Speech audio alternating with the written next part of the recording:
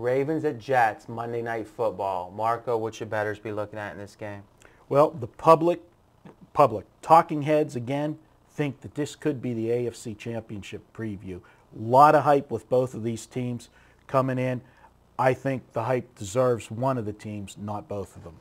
Is deserved by one of the teams. All right, so which team deserves it? Well, coming in here, I think Baltimore definitely is the real deal. They showed what they did last year. They're 2 years. This team, you've seen the progression. You saw Flacco in his rookie year, what he did.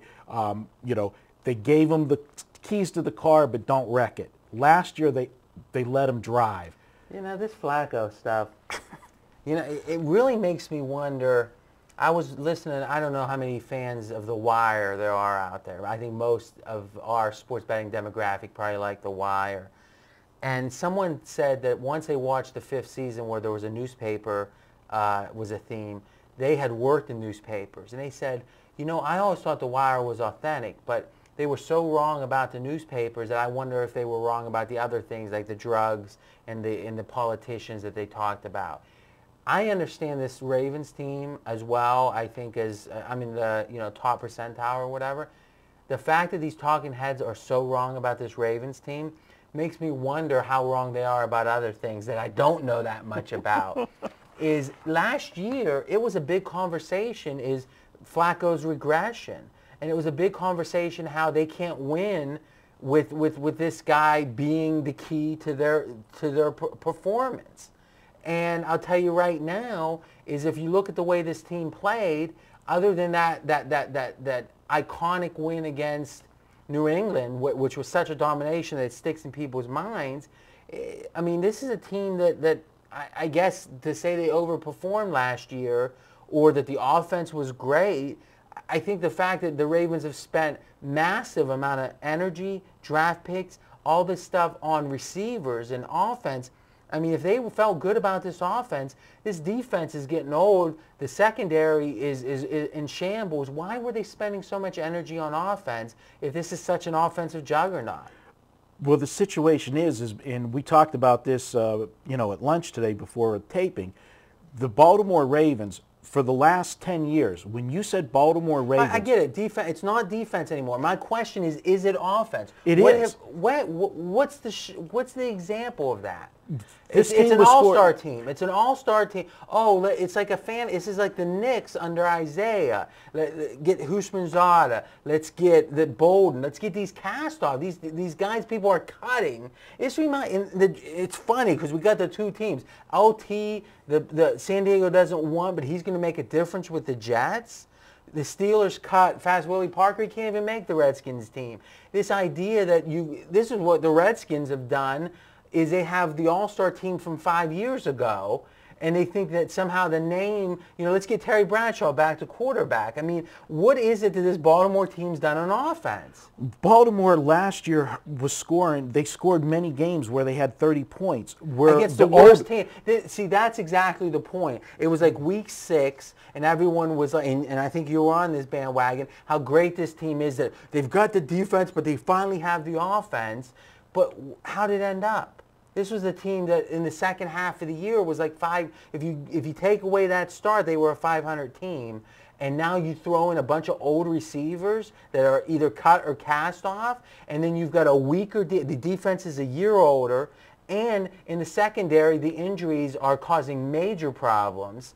I got to tell you, I actually have the official prediction on this, and I'm going to give it right now.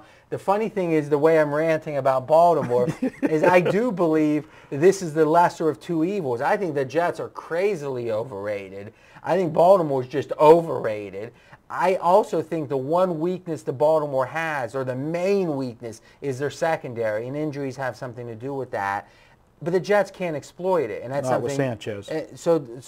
Well, let me give my quick prediction. You can talk about Sanchez. I'm going Baltimore 21, Jets 20. But I'm telling you right now, I'm looking at this Baltimore team to fade, and I'm looking at this Jets team to fade. But I'll talk about that just a little bit more. But give me some thoughts on Sanchez. Well, the thing has been with quarterbacks, and again, we disagree with Flacco because I thought Flacco had an excellent year last year. I expected Flacco to have a regression last year, which most quarterbacks when they're thrown in there at that rookie season and you get, they have decent success, you expect more the second year. And so often they regress because what happens is coaches now know how they've got game film on them in the pros. So they game plan them a little bit differently. They see what defenses worked against them last year and what confused them, and then they use it against them. Where the first year, you don't know. It's like a pitcher in baseball. A pitcher has an advantage over the hitters the first time around the league because you don't know how to prepare for it. Understood. I expect Sanchez to have a regression this year, and the Jets need Sanchez to put some points on the board. It's almost like we're looking at opposite teams here. The Jets right now are the Baltimore Ravens from 5 or 7 years ago. A solid defense that's going to struggle to get points. You just want the defense not to lose a game for you. But again, Holmes and LT and these cast-offs, I mean, Steelers give up Holmes for a 5th-round pick the Steelers don't make a lot of bad decisions. Who knows Holmes better than the Steelers?